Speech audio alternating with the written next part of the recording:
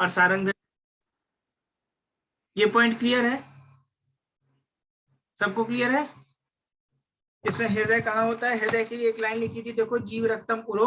तो जीव रक्त जो है टर्म आता है ब्लड के लिए, तुमने पढ़ा था।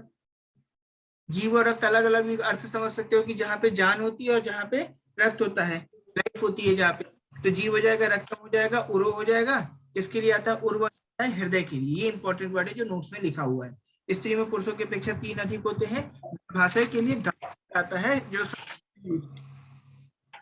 गर्भाशय के लिए धरा, धरा पर्याय है गर्भाशय का। ठीक है, लिखा हुआ है उसमें नोट्स में। ठीक है, चलो नोट्स आ जाओ फिर से।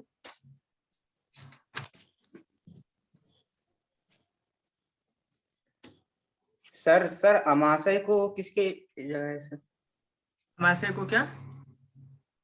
सर अमाशय को फुफ्फुस के नीचे बताया है सर। हाँ, अमाशय नीचे अमाशय। ठीक है, भेज दूंगा सारंग। और अमाशय के ऊपर अग्नाशय सर। अमाशय के ऊपर क्या? अग्नाशय। हाँ, अमाशय के ऊपर अग्नाशय, अमाशय के आगे की तरफ अग्नाशय, ऐसा वर्ड है, आगे की तरफ। ऐसा नहीं कि अमाशय के ऊपर, जो तुम अच्छा तुम उसे उल्टा समझ लिए। वो पिक्चर के लिए मैंने बोला था अमाशय, अमाशय के आगे की तरफ। देखो, जो जैसे होता है ना बॉडी, तो स्टमक होगा, स्टमक में आगे की तरफ जो हो जाएगा पैंक्रियाज हो जाएगा, ऐसा रहेगा ना, उसको ओवरलैप करता है। Yes sir. देखो ना कि स्टमक के ऊपर जो होता है पैंक्रियाज गुजरता है, तो पैंक्रियाज ही एक प्रकार का अग्नाशय है, क्योंकि पैंक्रियाज में ही डाइजेशन होता है, मेन डाइजेस्टिव हार्मोन, तो उसी को अग्नाशय उन्होंने बोला।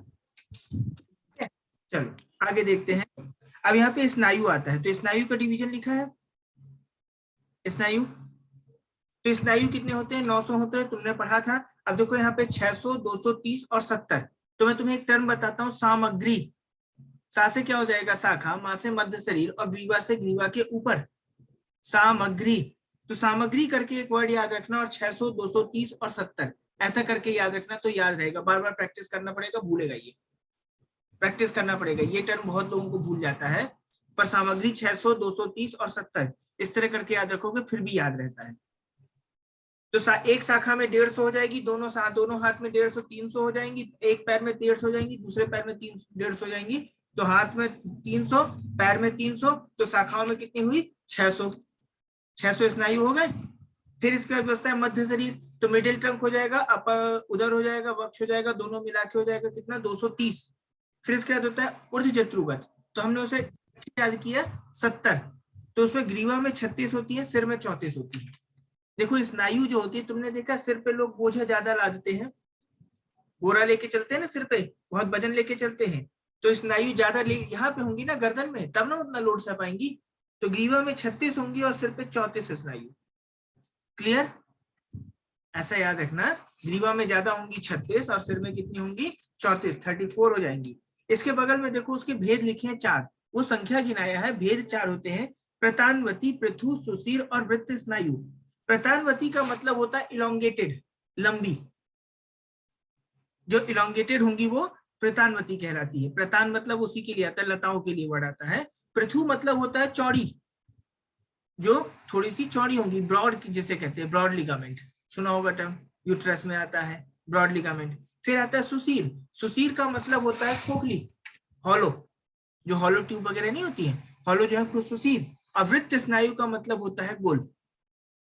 वृत्त वाले कौन से हो जाएंगे? गोल, एक फ्लैट हो जाएगी, एक गोल हो जाएगी। तो ये 4 आते हैं, प्रतानवती हो जाएगा, पृथु हो जाएगा, सुशीर हो जाएगा, वृत्त स्नायु हो जाएगा। तो जो प्रतानवती होती है इलोंगेटेड है ना, तो कहाँ पे प्रेजेंट होंगी? इलोंगेटेड पार्ट में।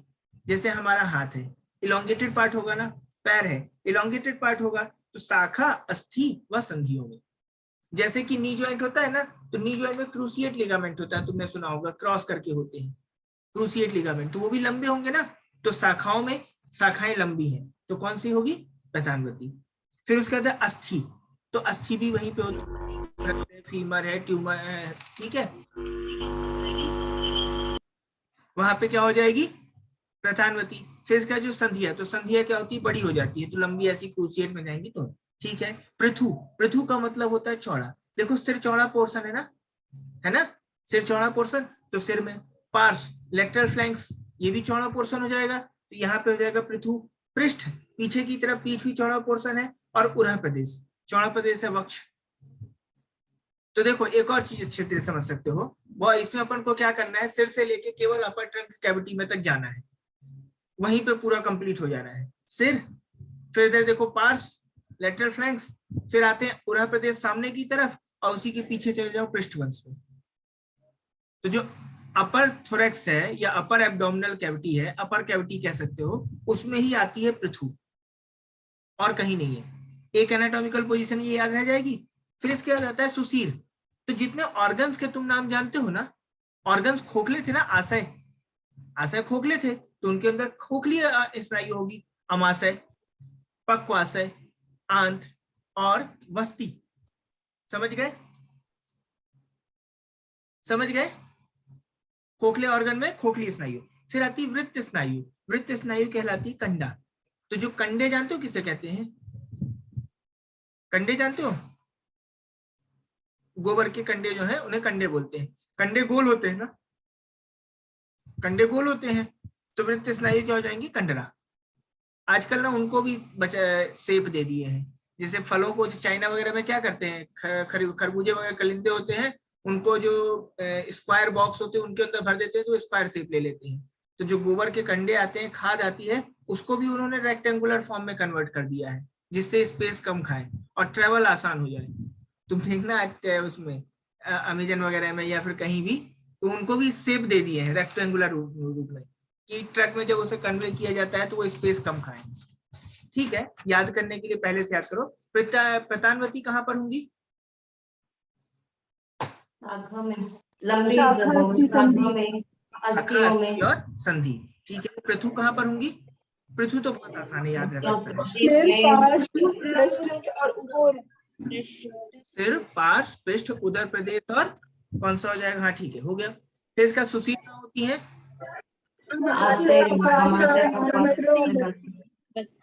सबसे ज्यादा बार क्वेश्चन यही आया, अमाशय, पक्वाशय, आंत्र और वस्ती। सब खोखले हैं, अमाशय खोखला है, पक्वाशय खोखला है, आंत्र खोखला है और वस्ती भी खोखला है। तो वहां पे क्या है? खोखले स्नायु ही है। फिर इसके बाद आता है वृत्त स्नायु। तो वृत्त स्नायु कहाँ पर है? कंडरा। ठीक है, ये हो गए। अब ये तो इसके बाद देखो, सर्वाधिक रुझा व शारीरिक विकृति स्नायु में विकृति होने से ही होती है। सबसे ज्यादा जो पेनफुल कंडीशन होती है लिगामेंट और टेंडन में जब चोट लगती है तब। कभी पैर मोच खाया है? पैर मोच खाया है? सबसे ज्यादा दर्द होता है। फ्रैक्चर में जितना दर्द नहीं होता उसमें उतना होता है। तो वही लिखा है चरक ने, ना ही अस्थीनी, ना व पेश्यो, ना सिरा, ना च संध्या व्यापादातिस तथा हन्यूर यथा स्नायु सनिनी नाम। सॉरी, सुश्रुत का कोटेशन, सुश्रुत शरीर 5 का। अस्थियों में उतना पेन नहीं है, पेशियों में उतना पेन नहीं है, सिराओं में उतना पेन नहीं है, संधियों में उतना पेन नहीं है, जितना कि स्नायु के भग्न या स्नायु के चोट लगने पर होता है। ठीक है, मार्क कर लिए से, ये लाइन आ चुकी है, सुश्रुत शरीर 5 का रेफरेंस है।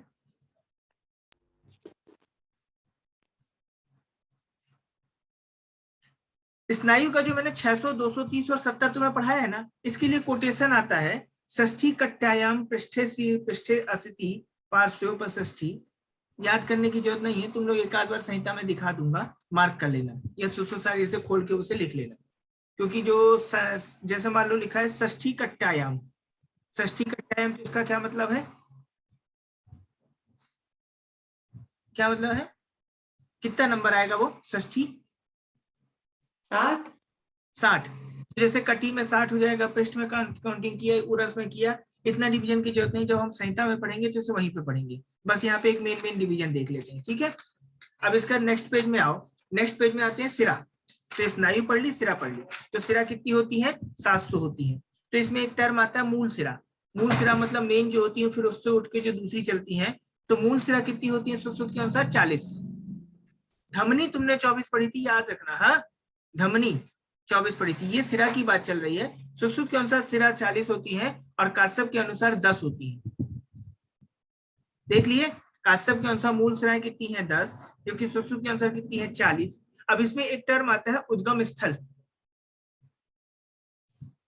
उद्गम स्थल है, उद्गम स्थल का मतलब जहां से उनकी ओरिजिन होती है। तो देखो सुश्रुत में लिखा है नाभि से, नाभि से। वही बताया था ना कि जैसे नाभि से होता है, वहां से ओरिजिन होकर पूरी में फैलती है। फिर इसका जो वाग्भट और काश्यप का लिखा है हृदय। इसके बाद देखो एक अलग से टर्म लिखो, वाग्भट लिखो, पहले ऐसे वाग्भट लिखो, उसके बगल में सिरा लिखो, फिर उसके बगल में हृदय लिखो। लाइन से लिखना, वाग्भट, सिरा और हृदय।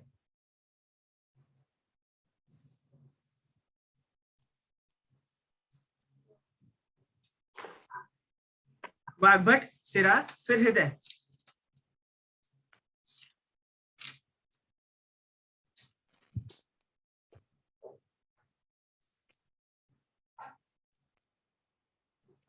लिख लिए। उसी के नीचे लिखना धमनी और आगे लिखना नाभि। नाभि पहले सिरा लिखना, सिरा के आगे हृदय लिखना, धमनी लिखना, उसके आगे नाभि लिखना। इसका मतलब यह है कि सिरा की उत्पत्ति उन्होंने हृदय से बताई है वाग्भट ने, और धमनी की उत्पत्ति नाभि से बताई है। सिरा की उत्पत्ति हृदय से बताइए, धमनी की उत्पत्ति नाभि से बताइए। ठीक है, क्लियर। फिर इसके बाद आता है चरक का रेफरेंस लिखो। चरक में लिखो सिरा के आगे लिखो हृदय और धमनी के आगे लिखो हृदय। सिरा के आगे हृदय, धमनी के आगे हृदय। लिख लिए।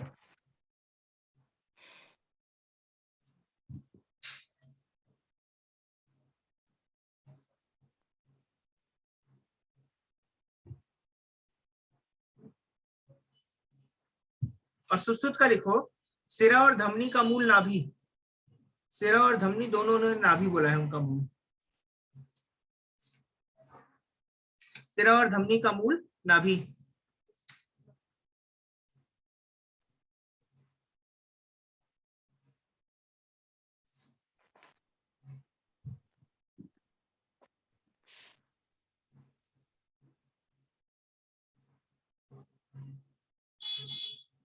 अब एक टर्म लिखो सिंह धनवा। सिंह धनवा। देखो सिंह से क्या समझोगे? सिरा की उत्पत्ति हृदय, धनवा धमनी की उत्पत्ति नाभि, लास्ट में वा आता है किसके लिए हुआ? वाग्भट। ये ना तुम कितना भी इसको दिमाग लगा के रट लो भूल जाओगे, क्योंकि इतना कंफ्यूजिंग है ना चरक सुश्रुत और वाग्भट का। तो इसके लिए ऐसा ही कुछ वर्ड याद रखोगे तो याद रहेगा। सिंह धनवा, सिरा की उत्पत्ति हृदय, धमनी की उत्पत्ति नाभि, बोला किसने? वाग्भट।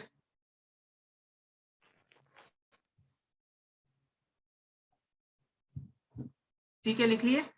अब इसके बाद लिखो सिद्धनासु। सिद्धनासु, सिरा धमनी दोनों की उत्पत्ति नाभि से सुश्रुत ने बोला। सिरा धमनी नाभि से उत्पत्ति सुश्रुत ने बोला।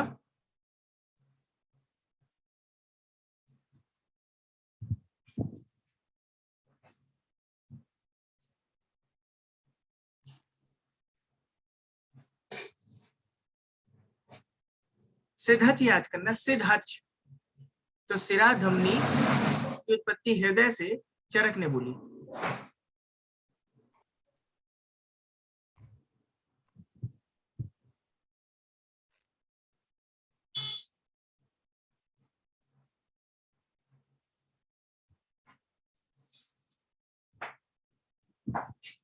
थोड़ा दिक्कत है, अगर तुम एक चीज थोड़ा नोटिस कर लो तो शायद हो सकता है कि हो जाए।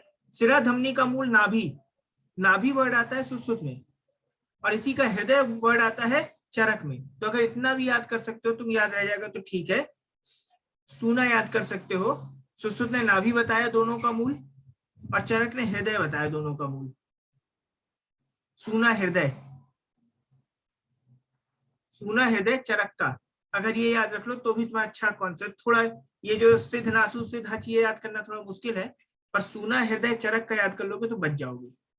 सिरा धमनी दोनों का मूल नाभि सुश्रुत, सिरा धमनी दोनों का मूल हृदय चरक।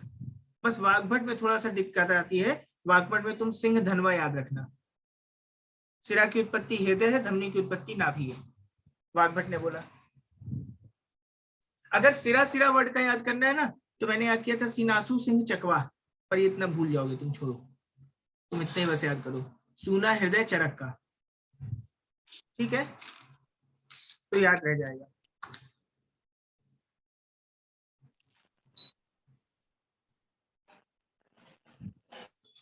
इसमें एक चीज नीचे देखो, पहले टेबल पढ़ने से पहले देखो, इसमें एक टर्म आया है, जीव सांक्षिणी वर्ड आया है। धमनी के लिए जीव सांक्षिणी चक्रपाणी ने यूज किया है, देखो लिखा है धमनी के लिए जीव सांक्षिणी। जीव सांक्षिणी देखो अपन लोग ऐसे धमनी में जीव देखते हैं ना, जब कोई आदमी मर जाता है तो क्या करते हैं, यहाँ देखते हैं ना उसकी पहले पल्स चल रही कि नहीं, तो जीव का साक्षी यहीं पे है ना, जीव सांक्षिणी, समझ गए ना, जीव सांक्षिणी जीव का साक्ष्य। ठीक है, इसके लिए लिखो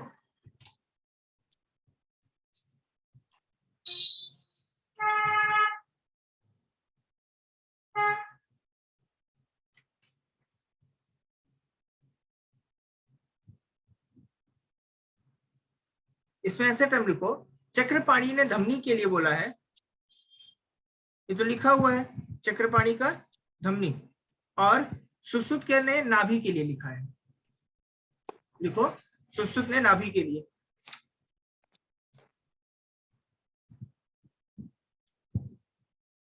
चक्रधर सूनाजी, चक्रधर सूनाजी, तो चक्रपाणी ने धमनी, चक्रधर सूनाजी, सुश्रुत ने नाभि, और जी से क्या हो जाएगा, जी सांक्षिणी टर्म,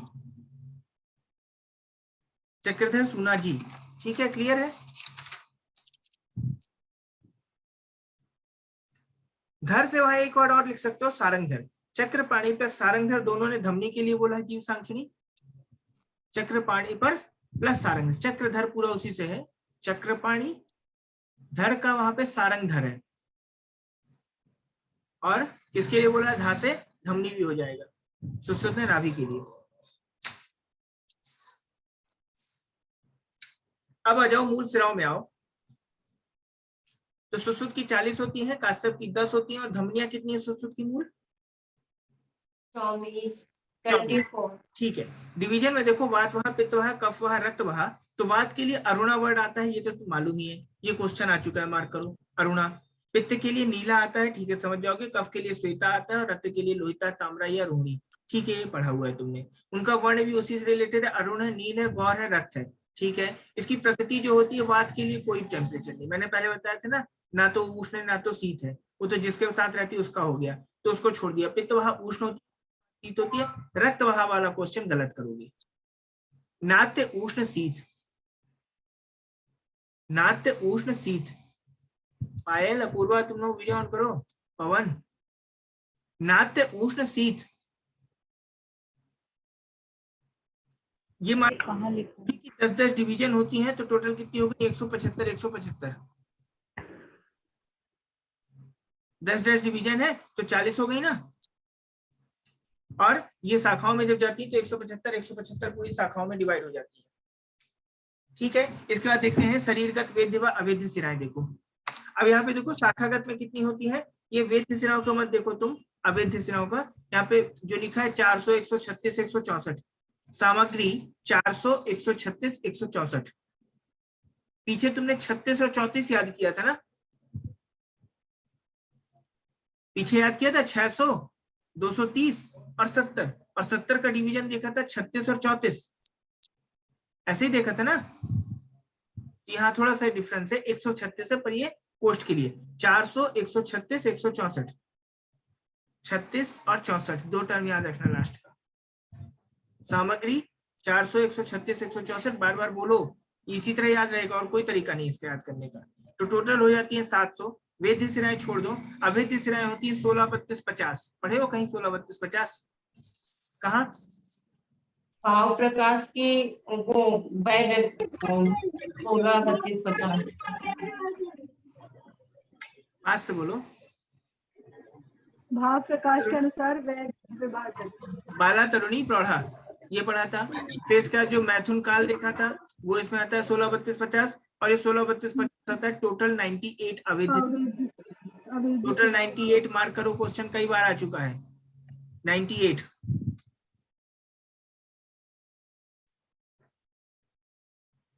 अच्छा, प्राण वहा टर्म किसके लिए आया है, प्राणों का वहन करने वाला क्या है, रोटस, क्या मैम?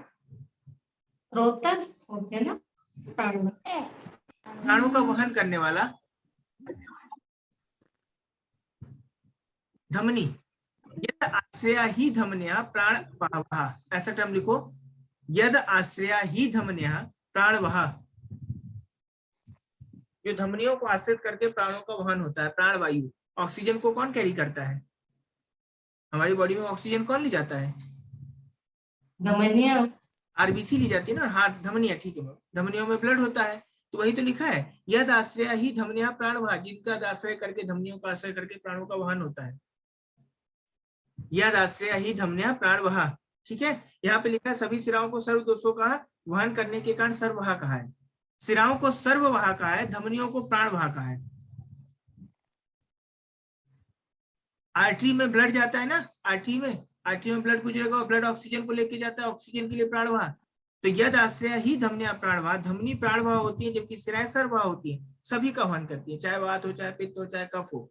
तो ना ही वातम सिरा केचित न पित्तम न केवलम तथा श्रेष्ठ मानव वहन देता, अतः सर्ववाह स्मृता। ना केवल वात का, ना केवल पित्त का, ना केवल कफ का, बल्कि सब का वहन करती है, इस कारण इसे सर्ववाह कहते हैं। सुश्रुत 7.5 में बोला। तो सिरा के लिए सर्ववाह टर्म किसने यूज किया? सुश्रुत ने यूज किया। और सिरा के लिए टर्म आता है दोष धातु वहा, ये सारंगधर ने बोला है। सिराएं दोष का, धातु का वहन करती हैं, इसका उन्होंने कहा है सर्ववाह, सारंगधर ने बोला। सुश्रुत ने सर्ववाह कहा है और सारंगधर ने दोष धातु वहा कहा है, दोष धातु वहा, सर्ववाह ना कह के दोष धातु वहा। क्लियर? क्वेश्चन आ चुका है सारंगधर वाला। फिर इसके धमनी के लिए जीव चक्रवाणी ने कहा है, सारंगधर ने चक्र धमनी के लिए बोला है और सुश्रुत ने नाव की नाभि के लिए बोला है चक्रधर सूना जी।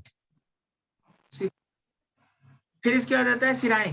देखो कहा कितनी जगह पे कौन सी सिराएं, अपन उच्च जत्रुगत की देखते हैं। नासिका में 24 है, फिर कर्ण में 10 है, सिर में 12 है, नेत्र में 38 है और जीवा में 36 है। जब जवान चलती है तो उसके कारण 36 का आंकड़ा होता है ना, जब उठ पड़ती है तभी तो 36 का आंकड़ा बनता है। तो जीवा में कितनी सिराएं है? जीवा में कितनी सिराएं है? 36। अच्छा, नेत्र रोगों की संख्या कितनी है? 76। नेत्र रोगों की संख्या 76। उसका आधा करो, कितना होता है? 76 का आधा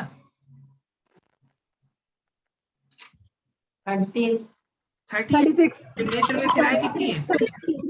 नेत्र में सिराएं 38। 2 तो याद हो गई ना, 2 याद हो गई सिरा और जीवा में। इसमें हमने एक टर्म लिखा था, काशी ना जाने, काशी ना जाने, लिखो काशी ना जाने। का के नीचे लिखना 10, सिर के नीचे लिखना 12, ना के नीचे लिखना 24, जा के नीचे लिखना 36 और ने के नीचे लिखना 38। काशी ना जाने 10, 12, 24, 36, 38 इंक्रीजिंग ऑर्डर में। याद रहेगा? 10, 12, 12 का डबल करोगे 24, 24 का 36, 36 का 38।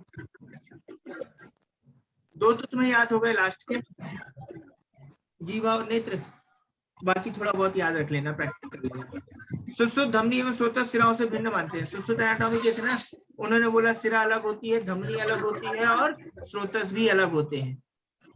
सिरा अलग होते हैं, धमनी अलग होते हैं, स्रोतस अलग होते हैं। सही बात है, आर्टरी अलग है, वेन अलग है और चैनल्स अलग है, ओपनिंग्स अलग है। पर जो चरक यही चीज ना सब एक ही मानते थे, सिरा धमनी स्रोतस एक ही है। उन्होंने जब पर्याय बताओगे ना, स्रोतस के पर्याय पढ़ोगे तो स्रोतस के पर्याय में वहां सब एक ही आ गए। ठीक है, यही अंतर आता है। फिर यहाँ पे लिखा चरक ने धमनी के लिए बोला धमन्यात धमना, जिसमें पल्सेशन होता है। उस दिन परवेश बता रहा था ना, धमन्यात धमन्या, जिसमें धमन होगा उसे हम क्या बोलते हैं? धमनी। धमन होता है धमनी। क्वेश्चन आ चुका है, मार्क करो। सिरा सरनति सारा, जिसमें सरण होता है, कोई चीज बहती है, उसे हम क्या कहते हैं? सिरा। और इसका स्रोतस होता है स्त्रवणा स्रोतांसी, जहां भी सिक्रीशन होगा वह सब स्रोतस है। नाक से सिक्रीशन होता है ना, तो नाक क्या है? जब जुकाम होता है नाक बहती है तो क्या है?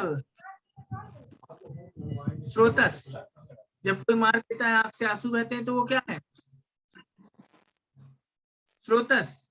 कान से पानी बहता है तो क्या है? स्रोतस। माउथ से सलाइवेशन होता है, क्या है वो? स्रोतस। पैंक्रियास से सिक्रीशन हो रहा है, वो क्या है? क्या है बताओ? स्रोतस। लीवर से सिक्रीशन हो रहा है हार्मोन्स के, एंजाइम्स के, स्रोतस। किडनी से हो रहा है, स्रोतस, जो उसमें पीसीटी है, स्रोतस। इसके बाद क्या?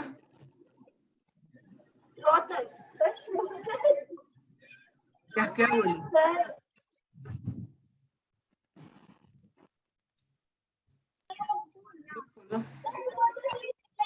ये लो है। तो चरक ने एक टर्म बोला है कि जो ओपनिंग्स हमको 9 ओपनिंग्स दिखती है ना, से पुरुषयत्रु का 7 हो जाती है, नीचे की 2 हो जाती है, ये तो 2 हो जाते हैं 9 बहिर्स्रोतस। इसके अलावा शरीर में क्या है? अनंत असंख्य स्रोतस। शरीर के अंदर सूक्ष्म असंख्य स्रोतस है ना। हमारी एक सेल्स की जो ओपनिंग है, रोमकूप है, वो भी स्रोतस है। समझ गए? तो ठीक है, इसीलिए इन्होंने बोला स्त्रवणात् स्रोतांसी, जहां से भी कोई सीक्रेशन होगा स्रोतस है। ये तो हो गई चरक ने। ये चरक ने निरुक्ति कहाँ बताई है?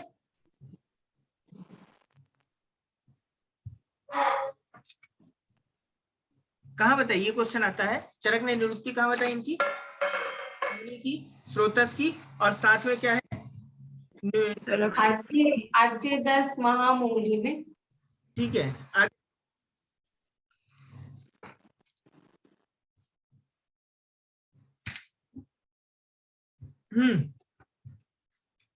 हो गया। सिरा, धमनी, स्रोतस, इनकी तुमने निरुक्ति देख ली है। ये बताया चरक सूत्र 30 में। अब इसके बाद देखो, सिरा के लिए लिखो एक टर्म, संधि बंधन कारणियों दोष धातु वहा सिरा। अभी पढ़े थे ना दोष धातु वहा, ये सारंगधर का कोटेशन है। सारंगधर 5 में मिलेगा। रुको मैं फोटो भेजता हूँ। संधि बंधन का कारण क्या है? सिरा। दोष धातु का वहन करने वाला कौन है? सिरा। और नाभ्याम सर्वा निबद्धस्था, जो नाभि से उत्पन्न होकर शरीर में फैलती है, वो क्या है? सिरा। सारंगधर वाला नहीं पढ़ाया था मैंने, चरक पढ़ा है, सुश्रुत का पढ़ा है, वाग्भट का पढ़ा है। सारंगधर का भी देखो यहाँ पे सिरा की उत्पत्ति कहाँ से होती है? नाभि से होती है। नीचे धमनी के लिए एक वर्ड लिखा है, तद अधीना क्रिया सर्वा देह इंद्रिय मनोभावा। इसके ऊपर एक टर्म और है, श्लोक और है, पर वो काम का नहीं है। उसकी हिंदी मैंने लिख रखी है, धमन के कारण रस का वहन होता है। धमनियां ही रस वहां का वहन करती है ना, तो धमन के कारण रस का वहन होता है, पंचविध वायु को शरीर में संचालित करता है। 2 लाइन अच्छी है, क्वेश्चन नहीं आया यहाँ से कभी, पर पढ़ लो कि रसों का वहन करने वाला कौन है? सारंगधर ने रसों का वहन किसको करने को कहा है? धमनी के लिए बोला है। वायु को संचालित करने किसको बोला है? धमनी के लिए बोला है। और शरीर के इंद्रियक और मानसिक सभी क्रियाओं किसके अधीन होती है?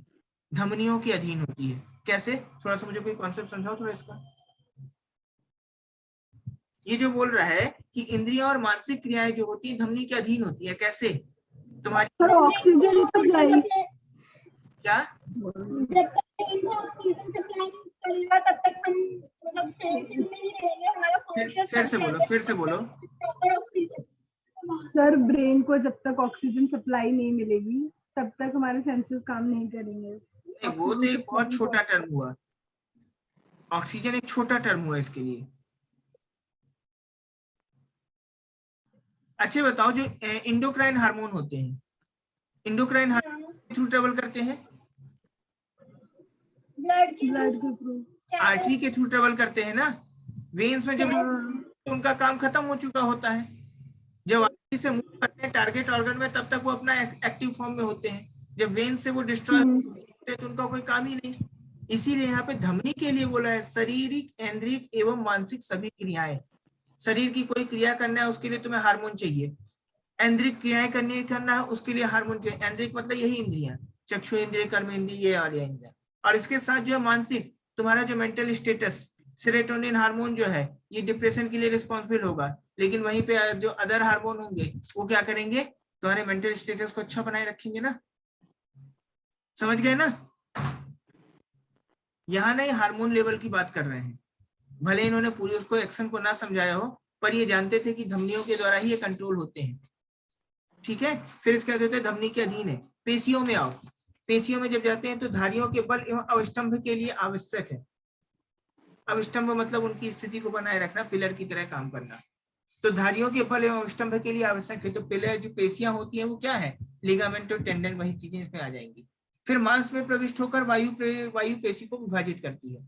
अच्छा, मांस में प्रविष्ट होकर वायु पेशी को विभाजित करती है मतलब क्या हुआ, मांस में प्रविष्ट होकर वायु पेशियों को विभाजित करती है, क्या चीज है ये? Muscle contraction and relaxation. जब मसल्स की तुम एनाटॉमी पढ़ोगे ना, तो मसल्स में छोटे स्पिंडल फाइबर्स बने हुए हैं। एक मसल्स उठाओगे उसमें बहुत छोटे छोटे फाइबर्स हुए हैं, एक मसल्स कई फाइबर, जैसे ऑप्टिकल फाइबर देखा है जो आजकल चलता है, ऑप्टिकल फाइबर आते हैं। वो ऑप्टिकल फाइबर में क्या होता है, एक बड़ी कवरिंग होती है, उसके अंदर खूब सारी पतली पतली वायरिंग्स होती है, माइक्रोफाइब्रिल। हाँ माइक्रोफिलामेंट ऐसा कह सकते हो, माइक्रोफिलामेंट होता है। वही चीज यहाँ पे पेशियां डिवाइड हो रही है, शायद उस स्पिंडल फॉर्म के इतने माइन्यूट फॉर्म को इन्होंने समझाया है पेशियां। समझ गए? मसल्स के स्ट्रक्चर को देखना, मैं भेजूंगा पिक्चर। तो प्रविष्ट होकर वायु पेशियों को विभाजित करती है। फिर आओ कंडरा में, तो कंडरा का कारण होता है, ये देखो ये हमारे यहाँ मेरा हाथ कॉन्ट्रैक्ट हुआ, इसके लिए कौन सी मसल्स रिस्पॉन्सिबल है, ये कॉन्ट्रैक्शन के लिए कौन सी और एक्सटेंशन के लिए कौन सी, ये क्वेश्चन आता है। कॉन्ट्रैक्शन में कौन सी मसल काम कर रही है, हाथ रख के देखो, देखो हाथ रख के कौन सी काम कर रही है, ये कौन सी मसल है, बाइसेप्स है वो। बाइसेप्स। क्या? जब कॉन्ट्रैक्ट करना है तो देखिए बाइसेप्स कॉन्स्ट्रिक्ट हो जाती है, फूल जाती है। और जब यही चीज हमारा हाथ जो एक्सटेंड कर रहा है, नीचे हाथ रखो, नीचे, ये कौन सी मसल है, ट्राइसेप्स। ट्राइसेप्स। तो ये ट्राइसेप्स है। अच्छा ठीक है, मसल तो खुद कॉन्ट्रैक्ट हो नहीं सकती, कॉन्ट्रैक्ट होती है लेकिन उसमें भी कौन रिस्पॉन्सिबल होता है, टेंडन रिस्पॉन्सिबल होता है ना। तो यहाँ पे बाइसेप्स टेंडन आएंगे, नीचे ट्राइसेप्स टेंडन आएंगे, आएंगे ना, सही है ना, सही है ना। मैं एनाटॉमी से नहीं हूं, तुम ही लोग बताओ। यहाँ जो बाइसेप्स रिफ्लेक्स देखते हो किसमें देखते हो, बाइसेप्स रिफ्लेक्स, टेंडन में ही। ये बाइसेप टेंडन है। यहाँ हाथ रख के देखो, ऐसे हाथ कांटेक्ट करोगे तो एक कुछ हार्ड सा स्ट्रक्चर मूव होगा। उंगली रखो अपनी, ये यहाँ पे देखो, ये यहाँ उंगली रखो, कुछ मूव होगा, यही कहलाता है बाइसेप टेंडन। इसी में रिफ्लेक्स देखते हैं। जब ऐसे करके, खत्री सर के साथ ड्यूटी नहीं की है ना, इसलिए नहीं मालूम है। कौन कौन की हो खत्री सर के साथ ड्यूटी, पायल तुम की हो, खत्री सर वो सारे टेंडन एक बार चेक करवाते ही करवाते। यहाँ पे हाथ रखोगे और यहाँ पे हाथ रख के फिर अपन को हैमर पटकना होता है। तो हैमर जब पटकेंगे, अपना हैमर जो है सर्जिकल हैमर, तो उसके बाद जो है ना हाथ आगे की तरफ आएगा, ये कहलाएगा बाइसेप्स रिफ्लेक्स। ये बाइसेप टेंडन पे होता है। इसी तरह पीछे ट्राइसेप्स में करते हैं, ट्राइसेप्स टेंडन। तो देखो यही तो लिखा हुआ है, प्रसारण आकुंचन योर अंगानाम कंडरा मता। प्रसारण और आकुंचन, एक्सटेंशन और कॉन्ट्रैक्शन कंडरा पे होता है, इसी को हम कहते हैं टेंडन। क्लियर? तो इतना समझा के पढ़ा रहा हूँ, ये रटने की जरूरत नहीं है तुम लोगों को। 2-4 बार जहाँ प्रैक्टिस में लाए ना, याद हो जाएगा। तो ग्रीवा पृष्ठ बाहु एवं टांगों में स्थित होती है ना। देखो ग्रीवा का कॉन्ट्रैक्शन रिलैक्सेशन होता है, एब्डक्शन एडक्शन है, हाथ का कॉन्ट्रैक्शन एब्डक्शन एडक्शन सब कुछ होता है, पैर का भी यही होता है।